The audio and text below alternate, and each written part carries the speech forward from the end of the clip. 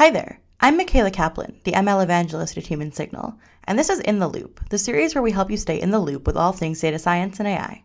This week, we're going to talk about audio spectrograms, what they really are, and why they might be useful. Let's get started. In order to understand spectrograms, we first need to understand waveforms. A waveform shows how the loudness of a sound changes over time. The loudness is represented by the amplitude, or height, of the wave. A wave also has a frequency, a number that mathematically represents how often a sound wave repeats itself per second.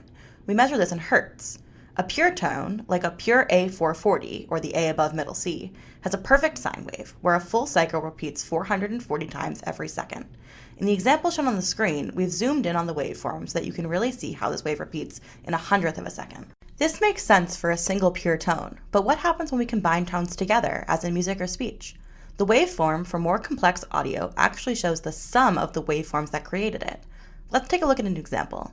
Say you have the waveform we just looked at, A440, the blue one, and it plays concurrently with a C5 note, which is at 523.25 Hz, the yellow waveform in the middle.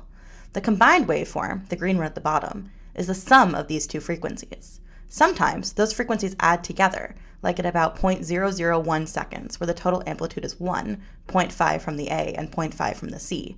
And other times, the amplitude is flatter, like at 0.006, where the -5 from the A effectively cancels out the +5 from the C.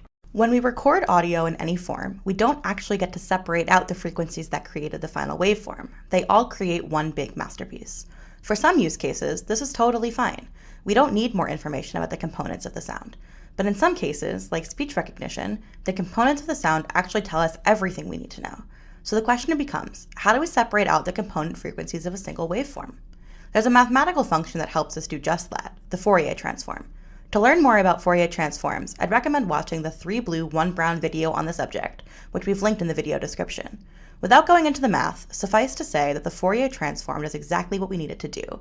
It decomposes a complex wave function into its component parts. Now, let's talk about spectrograms.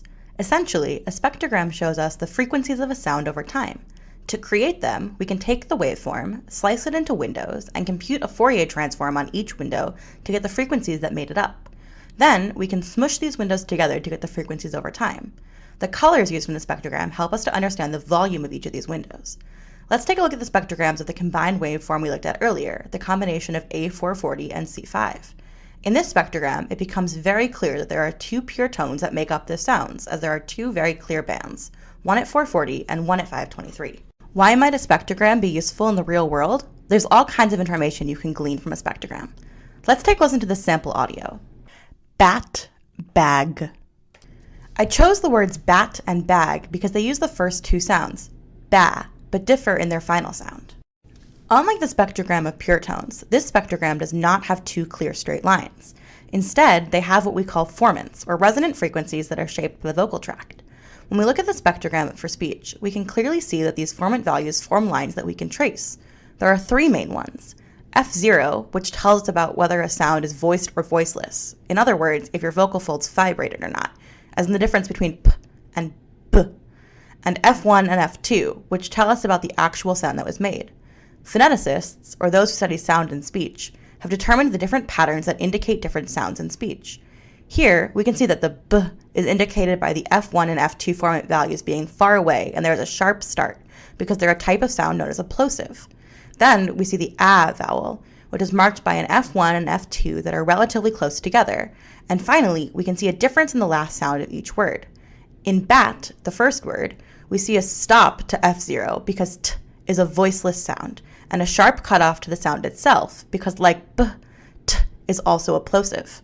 In bag, we can see what's called a velar pinch, a characteristic of sounds made when your tongue touches the velum, like g or k. If we look, we can see that in bag, there's an opening of formants 1 and 2, which then pinch back together. Speech is just one of the many use cases where understanding the types of sounds that make up a waveform might be useful. They're also good for music, audio editing, and more. And that's it. While a waveform shows us the volume of sound over time and gives us the sum of the frequencies that created it, a spectrogram breaks down these complex sounds into their component parts using a Fourier transform, giving us more information about how the sound was created. What do you want to see in the future in the loop? Let us know in the comments. That's all for this week. Thanks for staying in the loop. Want even more in the loop? Check out our other videos. Don't forget to like and subscribe to stay in the loop.